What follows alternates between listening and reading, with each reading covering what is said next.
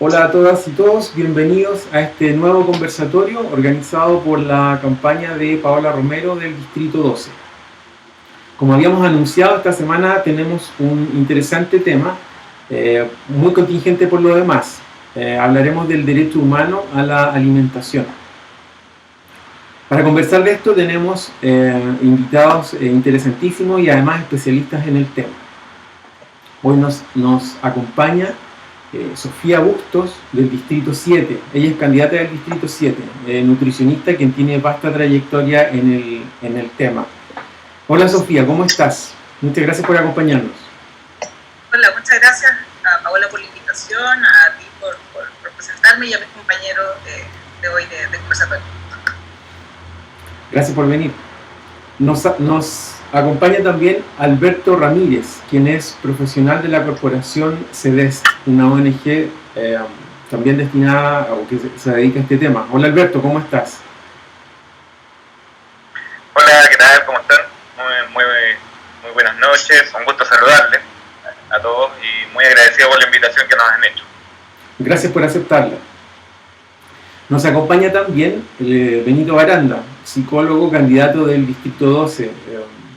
Benito, muchas gracias por nuevamente acudir a nuestra invitación. Hola Víctor, hola Sofía, Paola y Alberto, es un agrado estar acá y bueno, siempre dispuesto a aprender, como nos ha ocurrido en tantos estos conversatorios, ¿no es cierto?, donde aprendemos de personas como Alberto y Sofía que han abierto un camino a veces con bastante aridez, así que muchas gracias por darse el tiempo esta noche de estar con nosotros acá conversando. Gracias. Gracias por venir.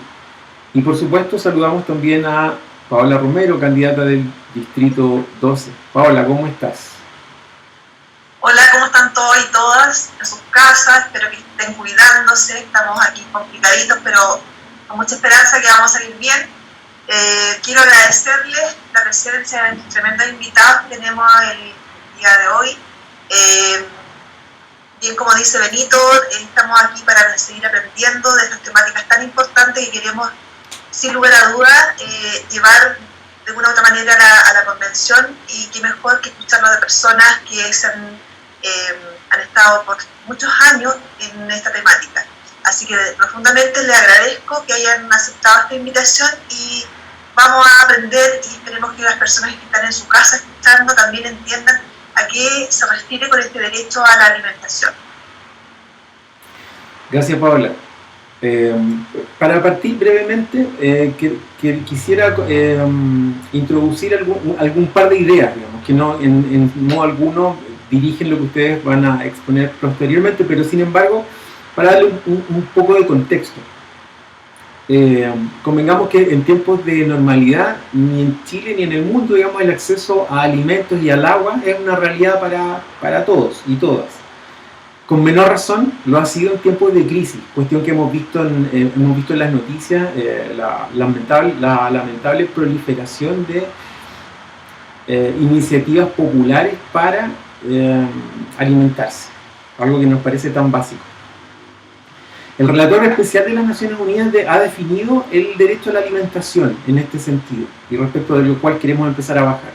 Ha dicho que es el derecho a tener acceso de manera regular, permanente y libre, directamente o a través o mediante una compra en dinero, pero ¿acceso a qué? A una alimentación cuantitativa y cualitativamente adecuada y suficiente, y además que corresponda a las tradiciones culturales de la población a la que pertenece el consumidor, y que garantice una vida física y psíquica. En el fondo tiene muchos elementos.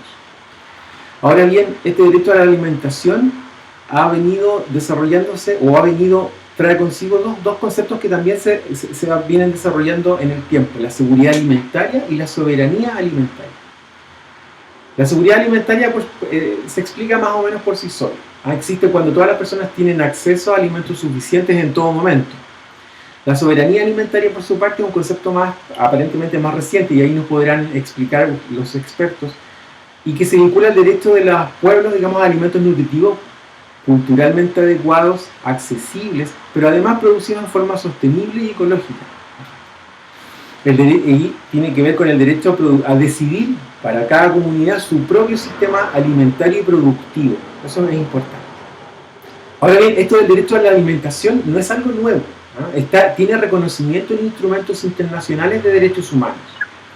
El primer reconocimiento se hace en la Declaración Americana de Derechos Humanos, luego se hace en la Declaración Universal de los Derechos Humanos, pero tiene especial relevancia el Pacto Internacional de Derechos Económicos, Sociales y Culturales, que no solo lo reconoce, sino que además lo desarrolla estableciendo los puntos de mayor importancia. Se reconoce el derecho de una persona a un nivel de vida adecuado para sí y su familia, incluyendo la alimentación. Establece una obligación a los Estados partes para tomar medidas apropiadas para asegurar la efectividad del derecho. No sea solo una consagración, sino que los Estados tomen medidas para que este derecho se materialice. Y señala que los Estados partes reconocen, y aquí lo importante, reconocen el derecho fundamental, es un derecho fundamental, es un derecho humano. No estamos hablando de cualquier derecho, estamos hablando de un derecho humano. Reconocen el derecho fundamental de toda persona a estar protegida contra el hambre. Y así establece algunas otras obligaciones.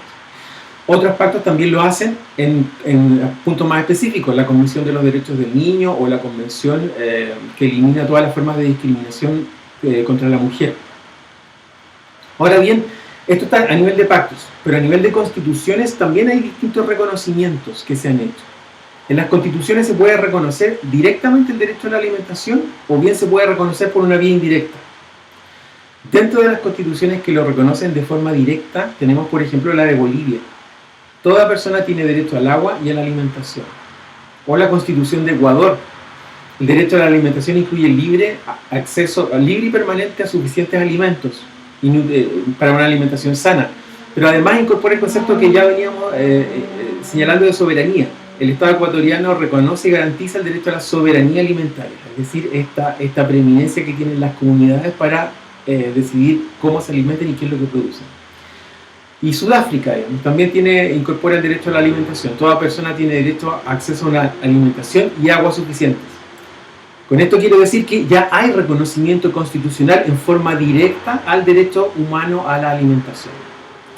Para finalizar, solo decir que en Chile en 2 ocasiones se han presentado proyectos de ley para incorporar en la Constitución actual un derecho a la alimentación. Uno por allá por el año 2017 y otro por el año 2019. En ambos se incorporaba el derecho a la alimentación en términos similares a los que ya venimos relatando, pero no se han materializado y probablemente no se van a materializar porque la oportunidad es ahora en esta nueva Constitución que crearemos. Sin más, digamos, y esperando la explicación de ustedes, le ofrezco la palabra a Sofía. Sofía. Gracias, Víctor. Bueno, creo que has hecho una excelente introducción al tema. Y bueno, solo quisiera destacar que Chile vive una crisis alimentaria desde hace ya varios años, ¿no? El tema ha estado no presente en la agenda pública, pero efectivamente Chile vive una crisis alimentaria. En Chile, hace ya varios años, se ha manifestado la malnutrición a la cual las personas accedemos. Esto porque tenemos un sistema alimentario, que tú lo mencionabas también dentro de tu relato, que precisamente no ha permitido que se ejerza el derecho fundamental del acceso a una alimentación de calidad y adecuada. Chile es el país más obeso de la OECD en adultos, tenemos un 74% de la población que sufre de sobrepeso y obesidad, pero también tenemos un porcentaje bastante importante de la población que padece de inseguridad alimentaria, es decir, que no pueden acceder a alimentos en tiempo y en forma. Esto demuestra en forma bastante clara la desigualdad que se refleja también en la forma en que los chilenos nos alimentamos. Así es que es fundamental el que este tema sea llevado a la convención y que se le dé y se le otorgue la relevancia y la importancia que tiene. No solo porque necesitamos alimentarnos para vivir, sino que porque la alimentación es bastante más complejo que eso, ¿no? La alimentación y el derecho a esta alimentación es un gran paréntesis que cada vez se abre más en la medida que hemos tenido la oportunidad de conversar con las bases sociales y bueno, con las comunidades. Y este paréntesis es al que yo me refiero cuando decimos que la alimentación debe ser adecuada, ¿cierto? Como dice la Convención de las Naciones Unidas, pero también debe ser justa, sostenible, equitativa, con pertenencia cultural, y bueno, digna, y todo lo que vamos entonces agregando a esta definición de alimentación que añoramos para nuestra comunidad. No olvidar que somos un país productor, somos reconocidos mundialmente por producir ciertos alimentos de calidad, somos exportadores reconocidos mundialmente de frutas y verduras, tenemos una costa, una larga costa, pero los chilenos no consumimos las recomendaciones de alimentos para mantenernos en forma sana y saludable. Y esto se debe en gran parte también a los altos costos de los alimentos en Chile. Estudios indican que más de un tercio de la población no puede costear una alimentación de calidad. Y también tenemos otros aspectos relevantes que tienen que ver con lo que se denomina la cadena valor dentro del sistema alimentario, que es cómo las personas logramos acceder a los alimentos más saludables. Así es que es un tema bastante complejo, muy interesante, que a mí en lo particular me apasiona y es mi mayor motivación a hoy día ser candidata a la convención, porque tengo la responsabilidad ciudadana, profesional y humana de que este tema se lleve con toda esta complejidad que estamos diciendo que debe llevarse. Así es que estoy muy contenta que hoy día se dé este espacio. Muchas gracias, Sofía. Alberto, te propongo, por favor, tu comentario.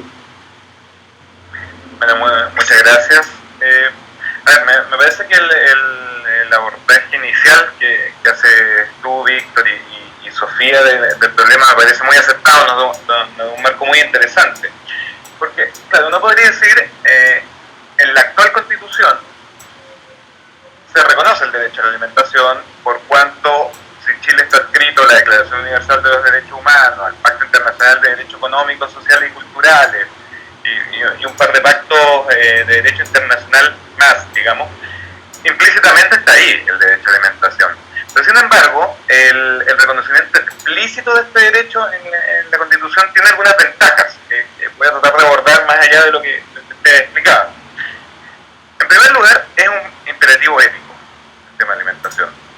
La falta de alimentación, la carencia de alimentos, el hambre, ese concepto tan fuerte, esa palabra tan fuerte como el hambre, es una de las expresiones más duras de la pobreza y de la extrema pobreza. Ahí Benito después nos puede dar su testimonio en los años que he recorrido viendo el flagelo de la pobreza. Y esta es una de las maneras más crudas en las cuales se expresa. Por lo tanto, la sociedad se tiene que hacer cargo de manera explícita, declarada, fuerte, inequívoca en la Constitución de que el tema alimentario es un elemento que hay que incluir en la vida pública del Estado chileno. Por lo tanto, hay un tema ético, una dimensión ética ahí súper relevante. Hoy día leía una columna en La Tercera que, claro, antes de la pandemia teníamos más o menos un 6% de la población chilena con algún grado de problemas para acceder a alimentos. Hoy ya vamos en el 11%. Entonces es una cuestión que se ha vuelto urgente, que se ha puesto en la agenda pública a partir de la pandemia y creo que es la gran oportunidad, digamos, de incluirlo en una cuestión más estructural como es la Constitución. Lo segundo es que el derecho humano a la alimentación adecuada, incluido explícitamente en constituciones, no es una cuestión de un grupo de ONG o de académicos que se le ocurra esta idea. Como bien decía Víctor, hay a lo menos 15 países solo en América Latina que tienen declaración explícita en algún grado del derecho a la alimentación. Y eso te marca la importancia, digamos, de que tiene que ser en el discurso político, en las reglas del juego, digamos, claramente establecido el problema. O sea, esto no es una idea de unos pocos, digamos, es una cuestión de que hay consenso en las sociedades que así debe ser. Como bien decía Sofía, el tema de la alimentación tiene dos caras, digamos, de la malnutrición. Por un lado, la carencia, que es la cara más fea, digamos, la más horrible, la que mediáticamente muchas veces toma la agenda, pero también está el tema del sobrepeso y la obesidad, la mala nutrición, en el fondo. Tengo acceso a alimentos, pero que son de mala calidad, no me alimento adecuadamente, y una serie de factores sociales, económicos, que van, digamos, provocándonos el gran problema que Sofía detallaba ahí. 74% de los chilenos tienen problemas de sobrepeso y obesidad. Y esto no es solamente una cuestión de salud, sino que también tiene un impacto económico. Hay Por un lado, hay una carga en los sistemas de salud público y privado a partir de las enfermedades crónicas no transmisibles producto de la mala alimentación. Hablamos de diabetes tipo 2, hipertensión y otras patologías que generan un impacto económico en los sistemas de salud. Eso está calculado incluso en algunos informes. Hay por ahí un informe del 2016 que dice que enfermedades asociadas a sobrepeso y obesidad representan más o menos el 7% del gasto total en salud, por ejemplo. Entonces es un tema práctico. Y por otro lado, el impacto que tiene en la productividad del país. O sea, en personas con este tipo de enfermedades son menos productivas y por lo tanto la vida pública, el Estado chileno va sufriendo, digamos, un impacto importante en su desarrollo. Así que no es solamente un tema de salud, sino que es un tema que va mucho más allá de eso.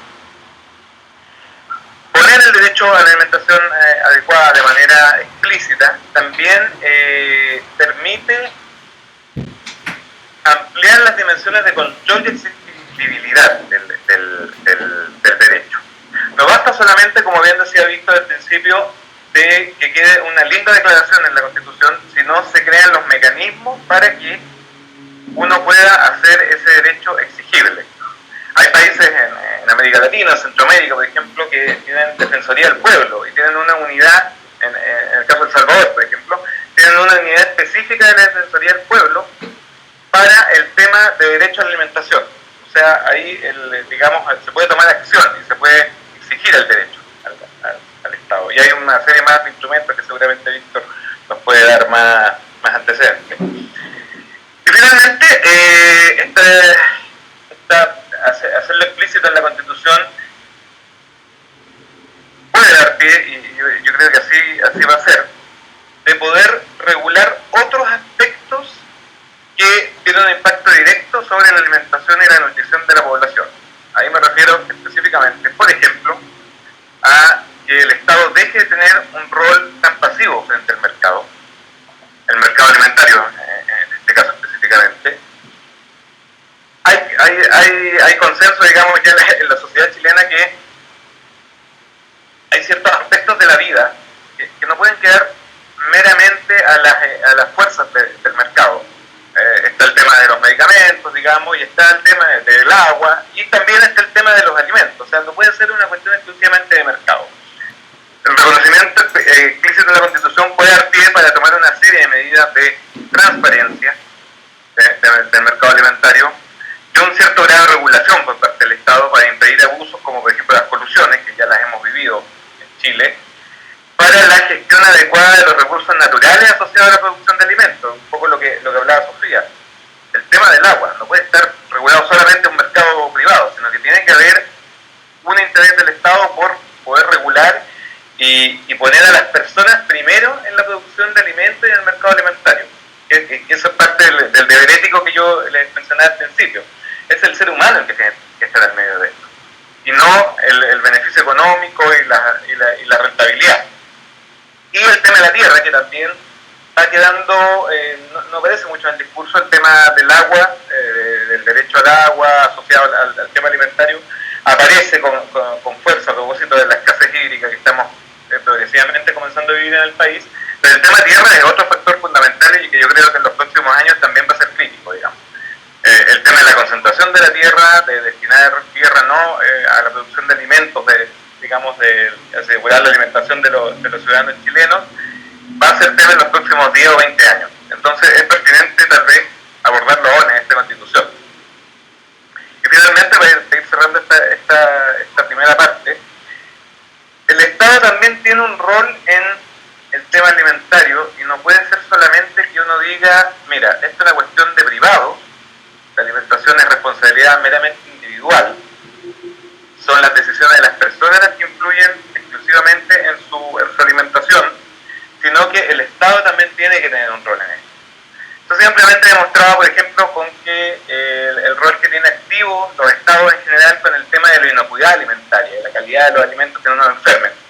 Eso también tiene que ir al tema de la calidad de la alimentación que las personas están accediendo. Hay un tema de educación alimentaria, por cierto, hay un tema de que las personas toman ciertas decisiones, es verdad, pero también se deben de abordar las otras dimensiones de la seguridad alimentaria que tú mencionabas, Víctor, al principio. El tema de disponibilidad de alimentos sanos. En este minuto hay disponibilidad, pero muchas veces no hay acceso económico, por ejemplo. Está ampliamente demostrado por la literatura internacional y nacional, por cierto, de que una dieta saludable es más cara que una dieta no saludable o poco saludable. Es más caro comer sano. Por lo tanto, el Estado tiene que tener un rol para que esto no sea así y se garantice el acceso a alimentación saludable a toda la población. Quedo ahí, después en la segunda vuelta podemos abordar otros puntos. Gracias, Alberto. Benito, ¿te parece si nos aportas tu visión respecto de esto? Bueno, gracias Alberto y Sofía. Yo creo que muy buenas reflexiones y la introducción de Víctor también para contextualizar lo que estamos hablando. En el contexto, ¿no es cierto?, de la pandemia han vuelto a salir los datos que todos conocemos pero que se nos olvidan.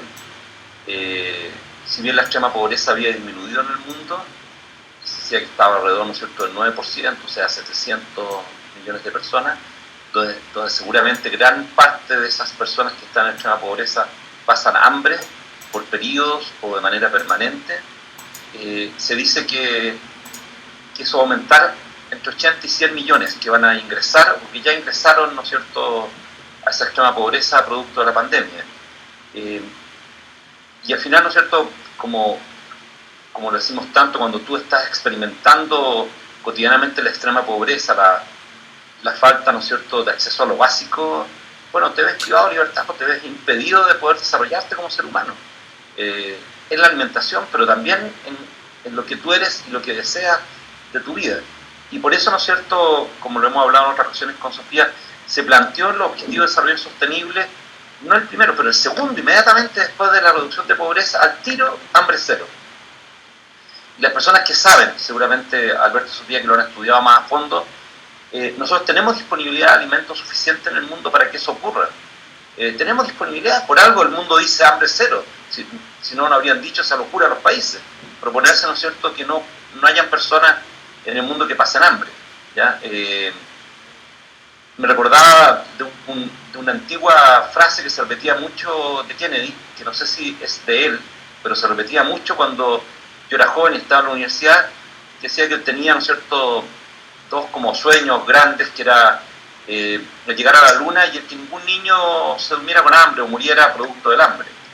Y dijo, el segundo es realizable porque hay suficiente alimento, pero el primero es una locura, o sea, nos va a costar mucho llegar a la luna. Y llegamos a la luna y no logramos, ¿no es cierto?, resolver algo tan como asequible, que lo podemos resolver y que está en nuestras manos, el poder superar, ¿no es cierto?, el hambre. Pero bueno, eso se debe, por supuesto, a muchas razones. Hay guerra, hay muchos conflictos tribales también, no solo a una razón, ¿no es cierto?, de muchas razones. Y en el caso de Chile, para quienes hemos estado vinculados por harto tiempo a territorios donde las personas experimentan carencias graves, sabemos que esto se viene arrastrando, que no lo hemos logrado resolver.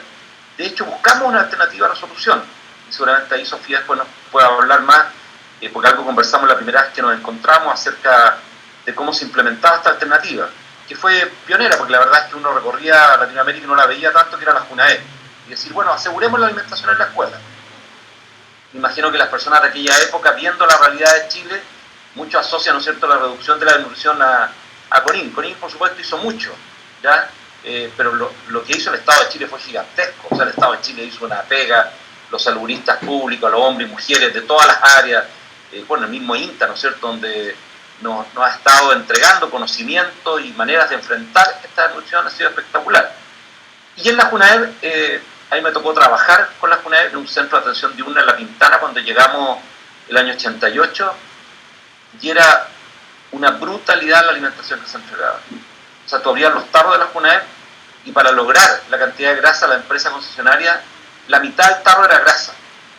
O sea, la alimentación era, y por supuesto al principio los niños la comían, los jóvenes muy bien, pero a las 2 semanas ya no querían comerla y comenzaban a botarla, porque todas sabía igual, ¿ya?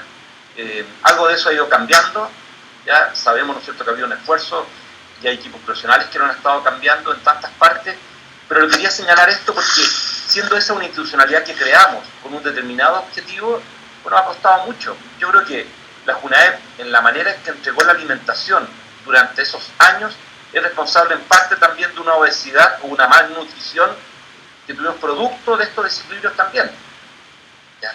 El crecimiento ahora de los campamentos, que ustedes han visto que estamos retornando a cifras del año 95, que también va a tener problemas con la nutrición de las personas, con el aumento de la extrema pobreza en Chile.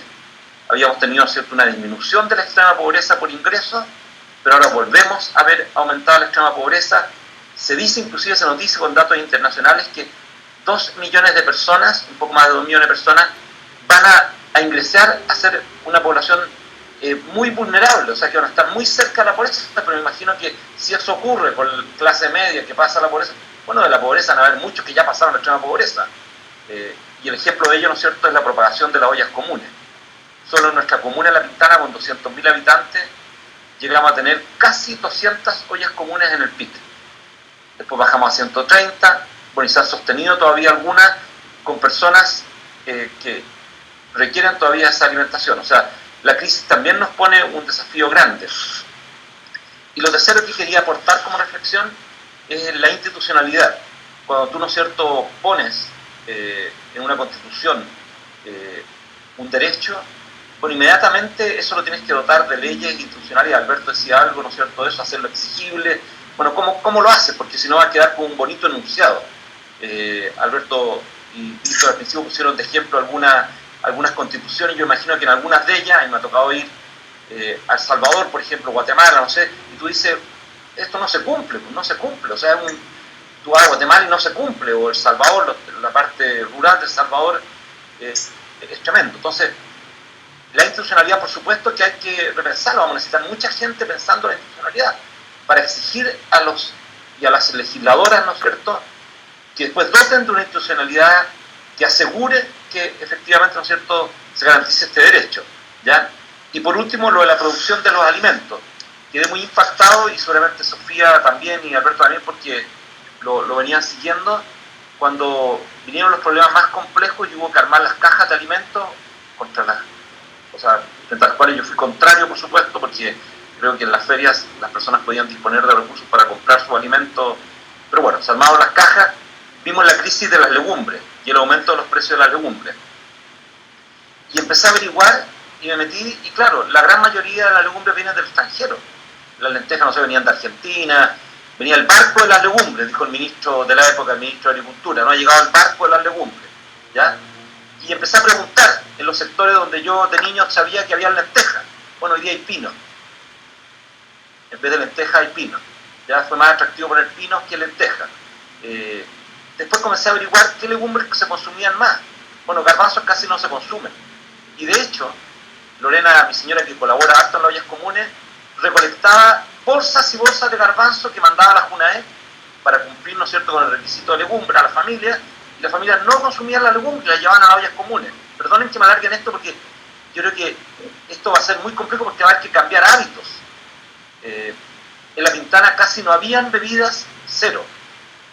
Y tú ibas a los supermercados y todas las bebidas eran con azúcar. Cuando tú ibas a un supermercado de clase alta, la gran mayoría de las bebidas eran light o cero, o tenía, ¿no es cierto?, otros productos. Los hábitos, la cultura, ¿no es cierto?, la manera, ¿no es cierto?, de consumir. Y quería agregar a eso, a lo que ustedes habían dicho, y con esto concluyo, que eso también depende mucho de los espacios que le damos a productos nocivos dentro de la publicidad o dentro, ¿no es cierto?, de las alimentaciones que entregamos, que nos ha costado mucho echarlos de esos espacios, ¿ya? Ha sido una batalla. O sea, tú lo prohibiste dentro de la escuela, se pusieron cerca de la escuela en los locales, ya no los compran los niños en el kiosco que está afuera o dentro, lo compran en el local de la esquina. Entonces tú ¿cómo vas corriendo ese alimento pernicioso, que es adictivo, ¿no es cierto?, por lo que tiene, y que causa mucho daño? Bueno, esas son algunas de las reflexiones. Gracias. Gracias Benito. Paola, por favor, cuéntanos tus impresiones. Oye, ha sido muy interesante escucharlo. Realmente uno se va nutriendo, aprovechando se va nutriendo de toda esta conversación y de todas las miradas. Y claramente cuando tú te pones a pensar de que el derecho a la alimentación es un derecho humano finalmente, debería estar absolutamente reconocido en forma explícita dentro de nuestra legislación, y que mejor que en la Constitución.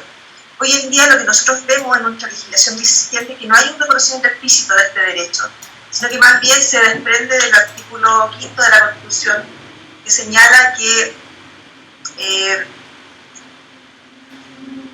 debemos respetar el deber de los órganos del Estado, respetar y promover y respetar los derechos. Bueno, el ejercicio de la soberanía reconoce como limitación el respeto de los derechos esenciales que emanan de la naturaleza humana y el deber de los órganos respetar estos derechos garantizados por esta Constitución, así como por los tratados internacionales ratificados por Chile que se encuentran vigentes. Es lo que señalabas tú al principio, Víctor. Nosotros tenemos varios tratados que Chile ha ratificado, pactos que ha ratificado, pero en la interna vamos viendo que las políticas públicas finalmente no son las suficientes como para realmente darle más robustez a este derecho, y es por eso que muchas personas dicen, pero ¿para qué es necesario tener este derecho considerado a nivel constitucional?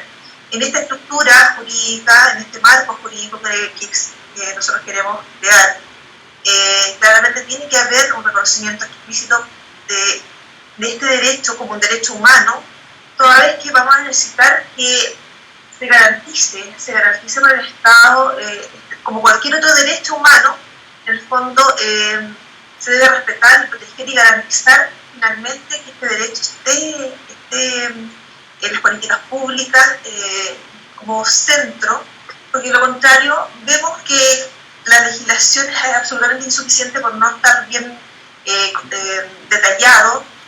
Para mí el reconocimiento es fundamental de este derecho, y que a ese derecho se le dé el contenido adecuado y también se garantice con las medidas judiciales, en este caso, o con la parte procesal, porque en realidad el reconocimiento es una cosa, pero que se garantice y nosotros tengamos la posibilidad de que en el caso de que este derecho sea violado, nosotros tengamos alguna acción de protección para poder garantizarnos el derecho adecuado a una alimentación oportuna, digna, lo que hablábamos al principio. O sea, en realidad es la manera de que nosotros como contribuyentes podamos aportar a este tema, o sea, dejándolo consagrado explícitamente en la Constitución. En realidad hay varias aristas que yo no las había visto. Yo lo que veo en este momento es que las personas en esta crisis que estamos viviendo siguen subsidiando al Estado, el Estado sigue llegando tarde en grandes temas. Estas ollas comunes, si nosotros hubiésemos tenido políticas claras, lo más probable es que no hubiésemos llegado a ellas, sino que el Estado hubiese tenido que estar ahí, el Estado robusto, otorgando toda la alimentación que las personas necesitan. Yo lo que sé es que existe en este momento una JUNAEP, que es la que aporta alimentos a los escolares, pero no existe a lo mejor otra forma, no sé, ahí, si me equivoco me corrigen, de que el Estado esté diseñando políticas para dar alimentación adecuada a sectores de nuestra población que no tienen el acceso financiero, económico a esta alimentación. Hablábamos con Sofía hace unos días atrás de que gran parte de nuestra población en un sector vulnerable se alimentan de arroz, fideos, salchichas y cereal. Entonces, de verdad que necesitamos que el Estado se haga cargo de esto, pero debe existir un mandato desde la Constitución, a mi modo de ver. Por eso para mí es tan importante, porque de esto dependen los otros derechos humanos finalmente. Si nosotros no tenemos una población bien alimentada, sana, ¿cómo ejerces tú el resto de los derechos asociados a la persona, los derechos humanos? Entonces realmente es un eje que nosotros como seres humanos tenemos que considerar, y claramente el Estado debe garantizar. Eso quería aportar. Gracias Paula. Solo para proponerles, en lo que viene, proponerles algunas preguntas. No es necesario que las contesten todas, pero les propongo algunas ideas para reflexionar. Lo primero, vinculándolo a lo que señalaban de las ollas comunes, la proliferación de ollas comunes, que es una materialización más de ciertos defectos de nuestro Estado, junto con los bingos para comprar medicamentos u otras cosas. Es llamativo porque ayer comentábamos entre nosotros una noticia de que el Fondo Monetario proyecta para fin de año un Producto Interno Bruto per cápita para Chile para este año de $25.000. Entonces Chile es, no sé si un país rico, pero no un país pobre. Entonces es raro, digamos, hay algo que no calza acá. Les pregunto lo siguiente. Hablamos de alimentación adecuada en cantidad y calidad. Si nos pueden explicar un poco qué es alimentación adecuada en cantidad y calidad. Otra idea que les propongo reflexionar es, en todo esto, una vez que logremos consagrar este derecho de la Constitución, ¿qué rol le cabe al Estado? ¿Cuál es la política pública o preeminente que debiese abordar el Estado para garantizar esto? ¿Cómo lo hace? ¿Le entrega los alimentos a las personas? ¿Subsidia a algunos grupos vulnerables? ¿Otro mecanismo? ¿Todas las anteriores? Ahí, si tienen alguna idea respecto a eso, sería interesante conversarlo. Y lo otro que parece interesante abordar es qué rol tiene la educación en materia alimentaria. Porque pudiese ser que, tal como decía Benito, pudiese ser que o bien no hay disponibilidad de alimentos en el lugar donde yo vivo, o existiendo, no sé cuáles son los que son adecuados, hay un tema de hábitos, un tema de educación. Les propongo esas ideas para partir reflexionando y más las que ustedes, por cierto, quieran agregar. Sofía, ¿quieres partir? Sí, voy a tomar algunas de tus sugerencias y también quiero colaborar a otros temas que se tocaron por Benito y por Alberto en especial, y una de ellas es no olvidar que la gente en Chile se endeuda para comer. Eso es una aberración, ¿no? Lo hemos visto y bueno, hay datos sobre eso y es insostenible, ¿no?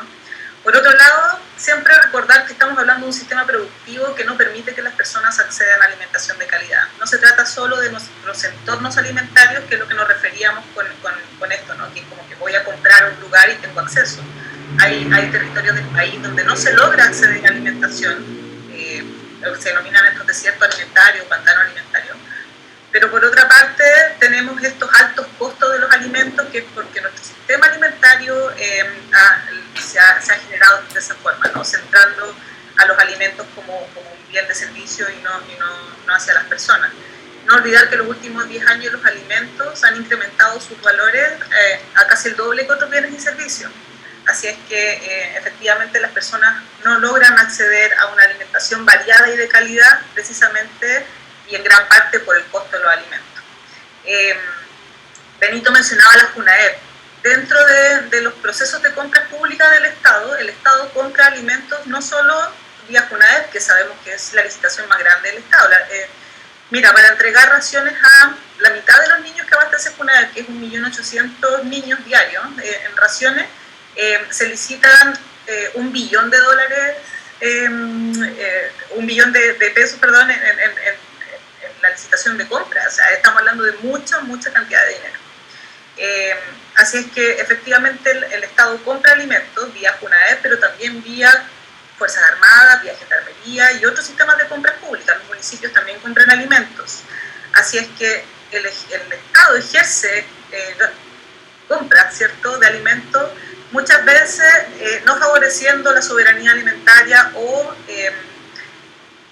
más bien perpetuando este sistema alimentario que no es sostenible ni saludable para las personas. Así es que ahí haciendo el anclaje con lo de las legumbres que mencionaba Benito, ¿cierto? Lo de las legumbres no es causal, o sea, esto nace por un tratado de libre comercio en el que Chile adscribió, o distintos tratados en los cuales, claro, era más barato comprar las legumbres que seguir produciéndolas, y el sistema que hizo Chile entonces fue modificar lo que en ese momento se producía por otros productos que eran en el fondo más rentables para el país.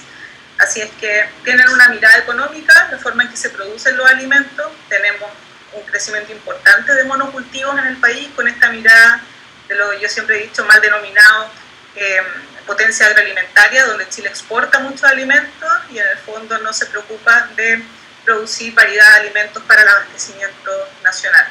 Y ahí, cuando hablamos de abastecimiento, viene otro tema relevante, que es la forma en que los alimentos se distribuyen dentro del país. No olvidar de que somos un país bastante bastante extenso, y por lo cual la agregación de valores, todos estos intermediarios que tienen los alimentos dentro de la cadena, encarecen también el costo de los alimentos, lo cual también el Estado tiene un rol importante y poco se habla de eso, ¿ya? Así que no se trata solamente de cómo nos vamos a asegurar que a las personas les llegue la comida, sino que más bien cómo estamos produciendo esos alimentos y cómo estamos entonces distribuyendo los alimentos también dentro del país. Eso también es tarea y materia de política pública y pocas veces lo abordamos. Así que por eso yo mencionaba esta complejidad del sistema alimentario en un inicio. Políticas fiscales también, ¿cierto? Cuando hablamos de subsidios, los alimentos, políticas de promoción a la producción y al consumo de otros alimentos también, son materia también de regulaciones que las puede permitir esta política marco que mencionaba también Paola, con la lógica de mirarlo con esta forma un poco más amplia. Tú preguntabas qué es una alimentación adecuada en tiempo y forma, y se refiere en el fondo a que las personas podamos acceder a una alimentación variada y de calidad. Antiguamente, Benito, como él decía, se licitaban nutrientes, la FUNAEP, ¿cierto? Decía, tienen que los niños comer una cierta cantidad de calorías. Ese es un paradigma de alimentación que ya está obsoleto, y por eso también nuestra Constitución está absolutamente obsoleta, y lo mismo también muchas de nuestras políticas públicas. La nutrición hoy en día se mira desde la perspectiva del alimento, ¿no? Entonces hablamos de alimentos que sean nutritivos, de calidad, y que sean con pertinencia idealmente territorial, local y estacional. Así es que a eso se refiere un poco lo de la alimentación. Y importante decir que también FUNAEP tiene que tener este quiebre, ¿no? Donde ya no solamente se licitan calorías y micronutrientes, sino que lo que se hace es licitar raciones que sean adecuadas para la edad del crecimiento de cada uno de los niños, sobre todo con esos montos de plata que yo les estaba mencionando anteriormente, que es muchísimo, ¿no? Y sabemos que son muy poquitas empresas las que se hacen cargo de eso, y que bueno, eso da tema para otro conversatorio, y que ojalá eso se modifique también. Importante entonces mencionar los tratados de libre comercio, los sistemas productivos, los sistemas de comercialización de alimentos, y luego entonces llegamos y hablamos de hábitos y educación, que si bien es muy relevante, llega a ser secundario en el sentido de que el Estado debe asegurar primero el acceso a las personas a la alimentación, y luego entonces abordar que las personas puedan elegir una vez que ya tienen un acceso a aquellos alimentos, lo cual no sucede en la actualidad. Gracias, Sofía. Alberto, ¿te parece darnos tus comentarios? Sí, para ir complementando, digamos, lo dicho por todos los asistentes a este interesante conversatorio. Es muy interesante ver la perspectiva de también la política, digamos, entendiendo que ustedes como candidatos también están haciendo política, no desde la vereda de los partidos, pero sí desde la ciudadanía, de la acción pública. Así que es súper interesante verlo desde ese ángulo. Pero claro, con el tema de calidad nutricional, como bien decía Sofía, también hay un tema cultural. Acá, con la Constitución, podemos dar pie y podemos generar el escenario para reconstruir la cultura alimentaria chilena, que se perdió, digamos. Y dejar de hacer ciertas irracionalidades, como la que mencionaba Benito, de traer legumbres, siendo un país que históricamente producía legumbres, traerlas desde Canadá, por ejemplo, el 23% de las lentejas llegan de Canadá. O que una de las 3 frutas más consumidas sea el banano, y nosotros no producimos ni un plátano, digamos. Tal vez por ahí en Arica vi alguna vez un árbol de plátano, pero es todo, digamos, todo lo traemos básicamente de Ecuador, 4.000 kilómetros de distancia. Entonces hay que tenemos la gran oportunidad de generar el escenario propicio para reconstruir la cultura alimentaria, que tiene mucho que ver con la calidad y con la pertinencia que mencionaba Sofía. Con esta conexión que hace Benito de pobreza e inseguridad alimentaria, falta de alimentos, las estadísticas del INE te dicen que 1 de cada 4 pesos gastados por el 60% más vulnerable de la población se va a alimentación. Conforme una familia tiene menos ingresos, proporcionalmente gasta más en alimentos. Entonces, para mí ese dato en sí mismo ya dice que es absolutamente pertinente meter el tema alimentario en la Constitución. Solo ese dato. Sacando todo el resto, digamos, el tema salud, el tema, los impactos, digamos, en los sistemas de salud, en la productividad del país, solo con ese dato para mí me dice, mira, da pie y justifica plenamente que tenemos que abordar el tema en la Constitución. Con respecto al rol del Estado, a ver, hay el actual modelo que está Chile, amparado por la Constitución del 80, crea un paradigma neoliberal en que el Estado tiene que estar lo más apartado posible de la cancha del mercado. Y eso para mí es un tema fundamental, digamos, y ya ha sido ampliamente comentado en los diferentes mercados nacionales, digamos, pero creo que tiene que también acuñarse esa idea en el sistema alimentario. El Estado tiene que abandonar esta lógica de solo hacer una regulación primaria, sino que meterse, ser un actor.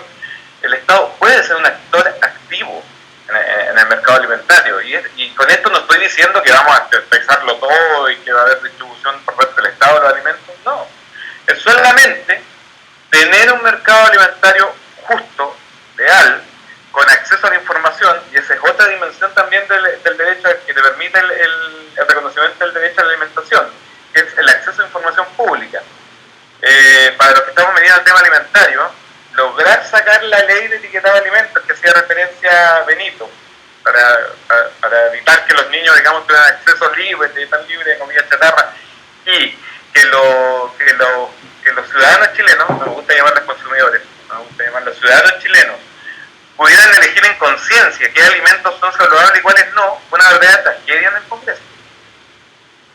Hubo oposición de empresas, de distintos sectores, hay una lucha política muy fuerte, porque no había este paraguas, digamos, que te dijera, mira, las personas están primero que las utilidades de la empresa. Y por eso se estuvo discutiendo con muchos años, digamos, en el Congreso, hasta que se logró sacar una simple ley de información.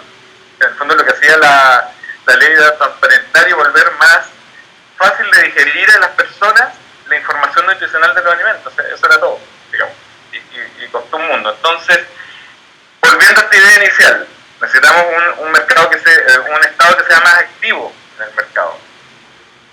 Hay países, hay experiencias, incluso en el barrio, en América Latina, en que hay empresas estatales de distribución de alimentos. Y en Brasil tiene, Bolivia tiene, Costa Rica tiene, y no te generan ninguna distorsión en el mercado, sino que lo complementan, lo vuelven más sano y con reglas más claras. Yo creo que por ahí hay un elemento fundamental, digamos, cómo el Estado deja de ser este concepto de Estado subsidiario y es un actor activo en ciertos mercados estratégicos, y por cierto que el mercado alimentario, el sistema alimentario necesita que haya una regulación mucho más estricta. De ahí todas las derivadas, digamos. El tema de la tierra, lo vuelvo a sacar en el discurso, el tema del agua y todos los factores productivos para poder producir alimentos. Oye, solo para revisar el dato de la licitación de FUNAED, para no equivocarme en el monto, decíamos que la última licitación licitó alimentación para 830.000 niños y el valor fue más de 1 billón de pesos. Así que para que tengamos una noción de lo que estamos hablando. ¡Wow! Una cifra astronómica. ¿Cómo está valorado la FUNAED actualmente en cuanto a la alimentación que está realizando a los estudiantes? Mira, FUNAED, bueno, Benito lo dijo bien, en la región y en el mundo ha sido bien valorado porque efectivamente logró en términos de logística abastecer a todos los niños del país con alimentación. O sea, cumple con su primer objetivo de origen, digamos, que era que los niños no desertaran de los colegios. Así nace la FUNAED. Y bueno, después de todos estos años, por supuesto, su objetivo ya no es tal, digamos, y ha tenido que reformularse, pero no tanto de problema, un poco la misma lógica que menciona Alberto en otros segmentos de mercado de alimentos.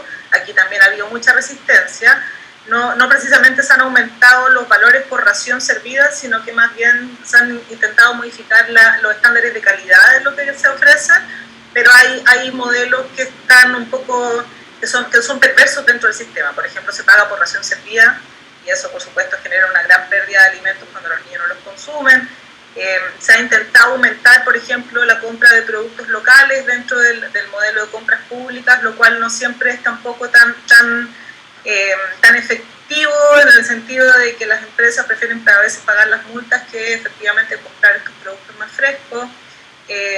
los alimentos, vuelvo una vez más a esto de cómo se transportan los alimentos dentro del país. Los niños comen las mismas manzanas del Maule en todo el país, lo cual es un absurdo, ¿no? En el norte los niños no comen los mangos, comen manzanas del Maule. Bueno, y así, ¿no? Hay una serie de oportunidades de mejora en las CUNAEP y sobre todo el sistema de licitación ha generado que sean muy poquitos quienes participan y que son siempre las mismas empresas. En esta época de pandemia me imagino que todo el sistema tiene que estar suspendido o lo están entregando de otra manera.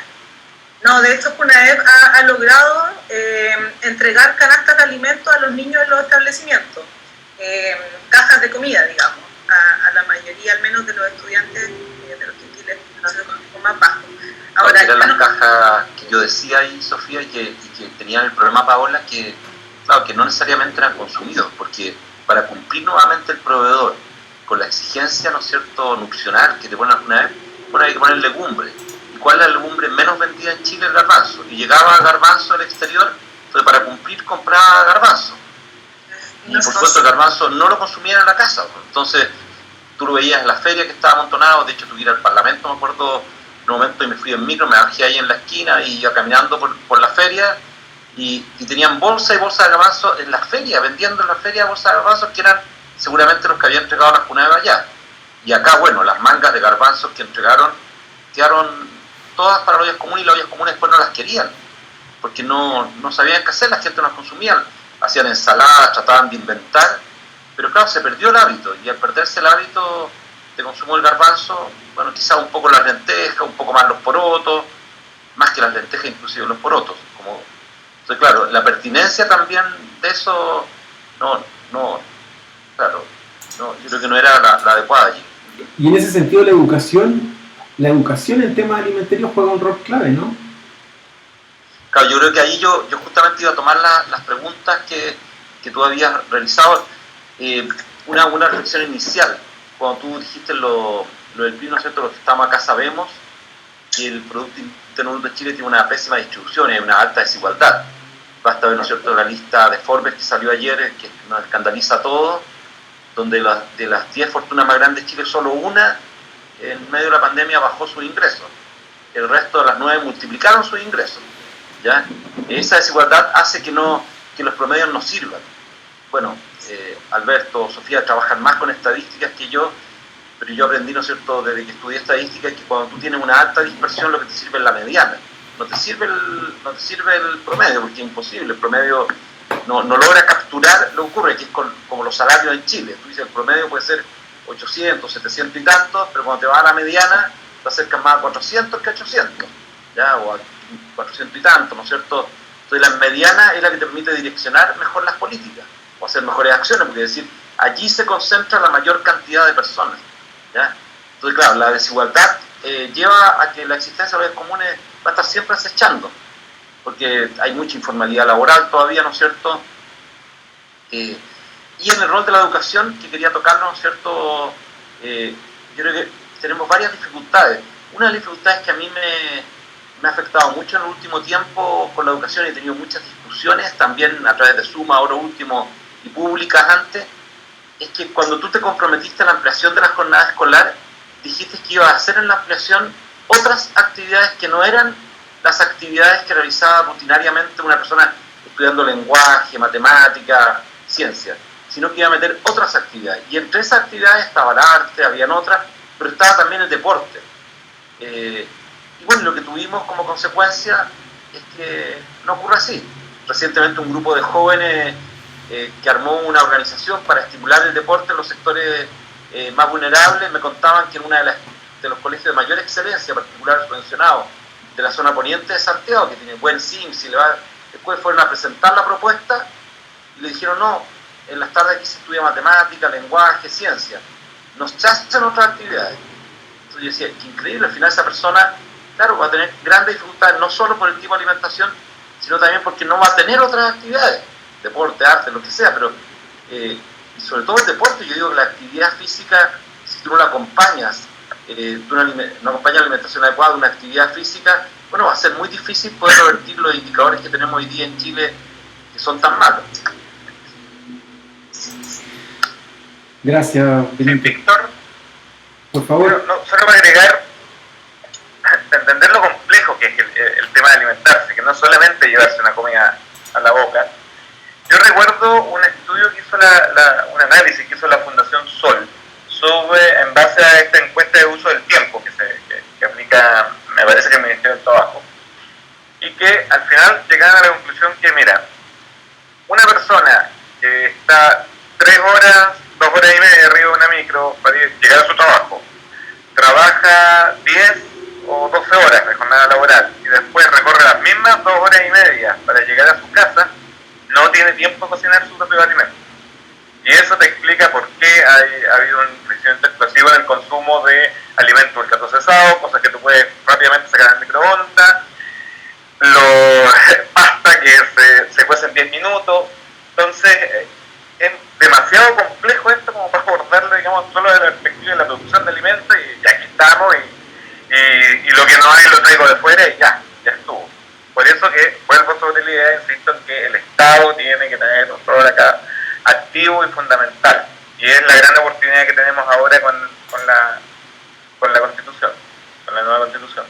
Y lo que señalas tú es una muestra más que los derechos humanos están íntimamente relacionados entre ellos. Lo que tú estás señalando lo tocamos en la semana recién pasada, cuando hablamos de derecho a la ciudad y de los tiempos de desplazamiento, por ejemplo. Y ya vemos cómo tú vinculas esto con la alimentación, Benito lo hace con el deporte, y vemos que en rigor, digamos, todo esto está interrelacionado y no se puede abordar intentando solucionarlos de a uno. Hay que tener una visión integral respecto a esto. Estamos sobre la hora. Paola, te propongo una idea final para cerrar, digamos. Mira, yo solamente, Víctor, agradecer, la verdad, porque esta mañana me voy con mucho conocimiento, gracias aquí a los expertos, Sofía, Alberto y, bueno, Benito con su mirada de siempre. Agradecerles todos estos conocimientos que los vamos aquí a masticar, a digerir y a tratar de que, en el caso de que lleguemos a la convención, esto esté ahí, porque en realidad cuando tú comprendes la importancia de este derecho humano tan fundamental, el Estado coincide absolutamente con lo que Alberto señala. El Estado, aquí no necesitamos un Estado espectador o un Estado regulador, sino que necesitamos un Estado fuerte que tome un rol preponderante en estas materias estructurales para nuestra gente. Así que eso, muchas gracias por haber estado acá, y bueno, ahí los dejo para que continúen con la fase final. Sí, les propongo, si quieren, una idea final para cerrar brevemente. Sofía, sigamos en el mismo orden. Sofía. Sí, yo podría estar aquí hasta mañana, ustedes saben. Así que una idea central que creo que quedó al menos de lo que me hubiese querido mencionar, es no olvidar nuestra base sociales productivas, pescadores artesanales, mujeres recolectoras, pequeña agricultura familiar campesina, deben estar absolutamente presentes dentro de la Asamblea Constituyente, con sus experiencias, quehaceres y también con toda su sabiduría. Así que eso, que no olvidemos que ellos son quienes nos alimentan finalmente. Gracias. Alberto, para cerrar. Sí, bueno, además de agradecerles, solo una última reflexión en términos de que antes de la pandemia, marzo del año 2020, nosotros teníamos ya instalada una crisis a nivel global, que es la crisis del cambio climático, desafío que nos llevó a imponernos como sociedad global los ODS que hacía mención por ahí Benito y Sofía. Y esto después se suma una crisis ya económica, también a mi juicio también hay una crisis del modelo de democracia representativa a nivel global, no solamente en Chile. Entonces, ¿qué quiero decir con esto? Que en el fondo tenemos la gran oportunidad de construir una constitución moderna y que enfrente los desafíos que se nos vienen por delante, los desafíos del siglo XXI, tan serios como el cambio climático. Y eso era imposible en la práctica hacerlo con la Constitución de 1980. Por lo tanto, acá tenemos la gran oportunidad de hacer una cuestión moderna. Esto no es un retroceso, como muchos sectores tratan de hacerlo parecer, sino que es la gran oportunidad oportunidad de poner soluciones ad hoc a los problemas grandotes que nos vienen al futuro. Gracias, Alberto. Y Benito, tus palabras al cierre y Sí. como lo último serán los primeros, quedas con la misión de despedir el espacio. Gracias. Bueno, muchas gracias por esta oportunidad y por la invitación, ¿no es cierto?, a Paola, a ti, Víctor, y por habernos dado este tiempo para escuchar a Alberto y Sofía. Solo reflexionar que de lo que hemos hablado se me vino inmediatamente que el derecho a esta alimentación también va acompañado de los derechos de la naturaleza, de cómo cuidamos nuestro ecosistema, ¿ya? Entonces, que sepamos que están íntimamente vinculados nuestros valles, nuestras aguas, nuestro aire. Era solo esa reflexión final que esta interrelación de derechos es lo que permite después también que las personas nos podamos desarrollar de mejor manera. Y bueno, y el apéndice es que una sociedad altamente desigual como la chilena no va a tener nunca la madurez para enfrentar de manera contundente, racional, los efectos de esa desigualdad. Y uno de los efectos de esa desigualdad es el hambre.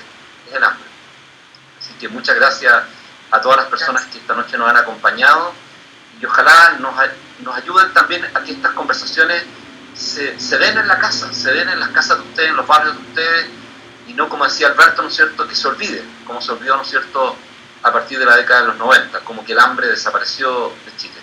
Muchas gracias y buenas noches. Gracias a todos y gracias por compartir sus ideas y su tiempo. Que estén muy bien. Gracias a todos. Chao. Chao, que estén muy bien, buenas noches. Adiós. Chao.